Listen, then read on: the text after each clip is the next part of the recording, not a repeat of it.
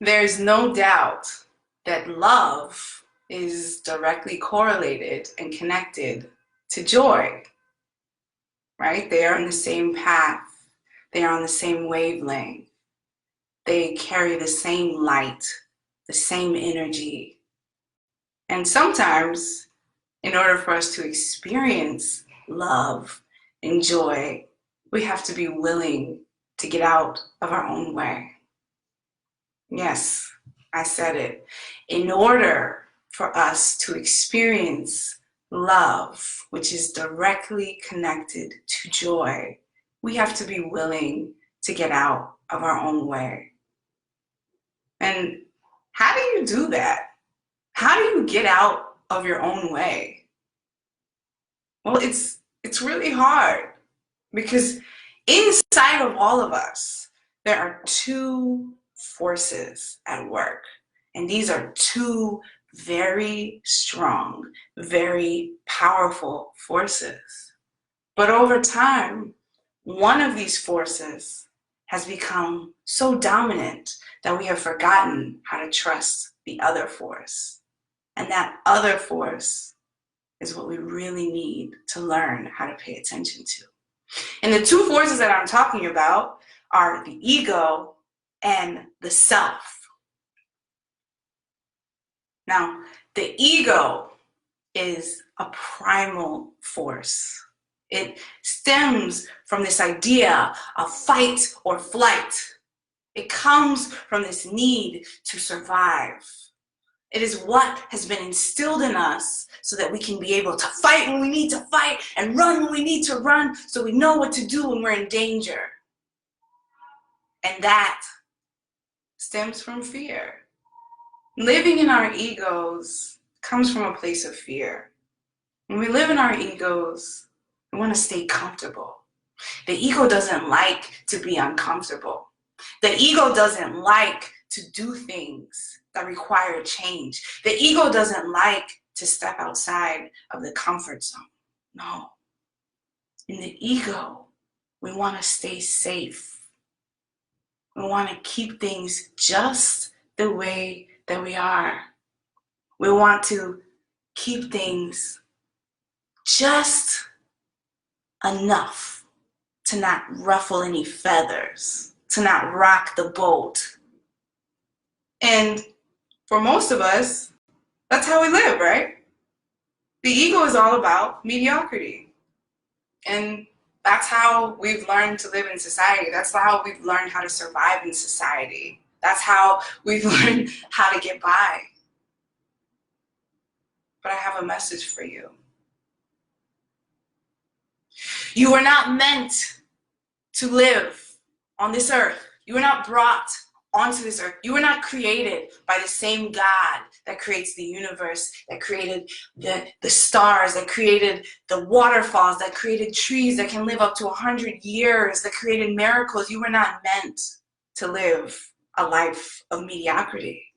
No. You were meant to live a life, to thrive. And that is where the self comes in, right? The self is all about your inner truth, your inner light. It is the part of you where dreams manifest. It is the part of you where curiosity grows. It is the part of you where ideas come from.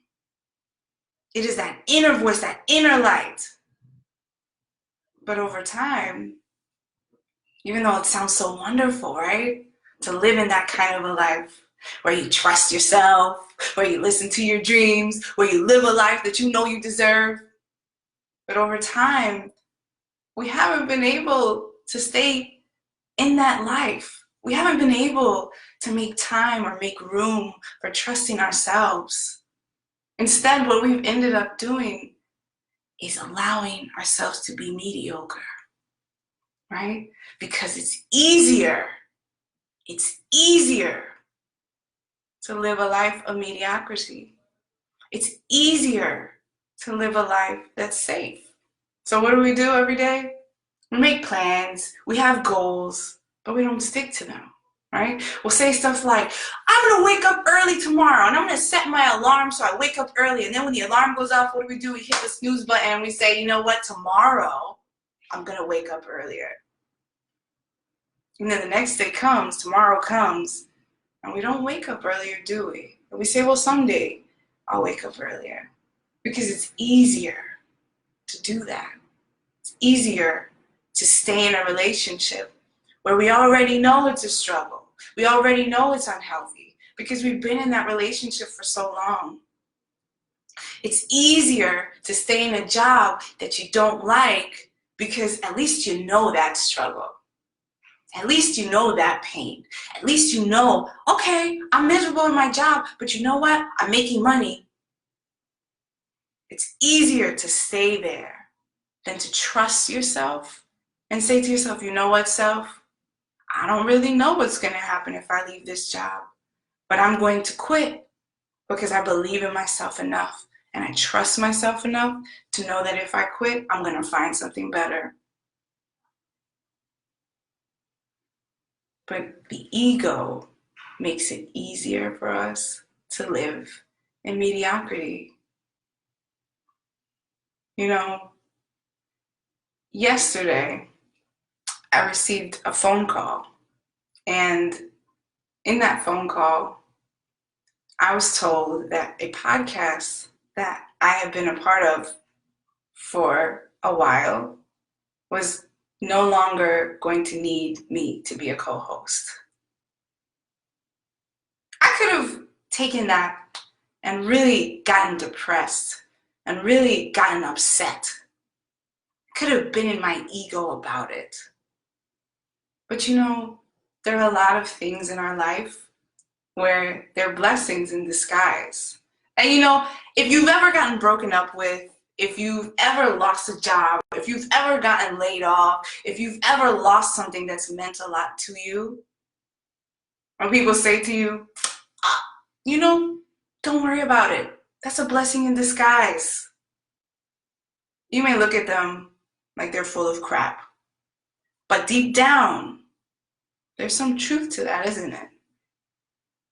There's something about being able to get out of your own way enough so that the universe can bless you with its grace. I'm gonna say that again. There's something about getting out of your own way so that the universe can bless you with its grace. Sometimes we think that we know everything. We think that we can control everything. We think that people don't see our true selves. We think that if we keep lying to ourselves and perpetuate things, that we'll be okay. Joy is on the other side of ego. Your joy is on the other side of your ego. So yesterday, when I received a phone call about this podcast that I was on for a while, and the call said, you know, we're not going to need you next year. We're not going to need you for the second season. There was some truth to what they were saying. And that's the part that got to me. The part that got to me was, I knew from the beginning that that wasn't exactly a good fit for me. But instead of trusting myself enough to say, hey, you know what? This isn't a good fit for me. Thank you so much for the opportunity. I kept staying with it. I kept staying with it. And sometimes what happens with the universe is when there's something in your life that's really not meant for you, the universe will take it away. And you have to have the courage to be able to realize, you know what, I'm going to be okay. Right? Sometimes when things are taken away from us, the automatic thing that we want to do is we want to be able to find something immediately to replace it. Or we want to grovel for our job back. Or we want to do whatever it takes to get that person back, even though we know deep down it's not healthy. It's not working. That friendship is toxic. There's this concept, there's this idea called the choke syndrome. And it's the idea that You know what you really want. You know the actions that you should take in order to get to that thing. But as you take the action, you do something to self-sabotage. You do something to get in your own way so that you're not able to accomplish that thing because deep down you are too scared to face it. The ego won't allow you to push through and accomplish that goal. And when we give in to the ego, honey, we don't allow for the universe to provide us with possibilities and bless us with its grace. This idea that we have so much brain power, but we only use 5% of our brain is the same concept. We are capable of so much more than we allow ourselves to be.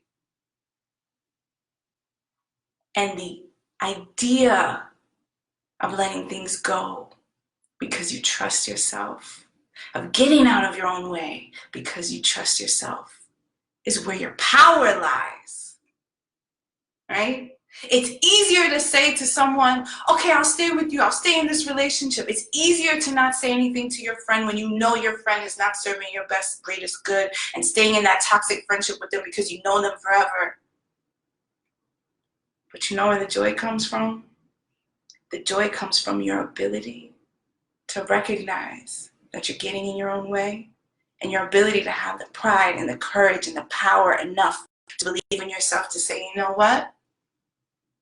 I love you, friend, or this is a toxic relationship and I can no longer be in it and I wish you well. Or, you know what? Boss, this job, it's great, but it's not serving my greatest good anymore. And I need to find something better. I need to find something where I can really live my truest life, live my truest desires, really live in my power. And so I have to leave. When you're able to do that, when you're able to speak your truth, when you're able to listen to yourself instead of your ego, that's where the joy is. That's where the joy is. The joy comes from you being able to look at fear in the face and say, you know what? I see you, fear. I see you there, but I'm going to do it anyway. Because you know what? I trust you more. I trust me more. It's being able to tell fear, I trust myself more than you, fear.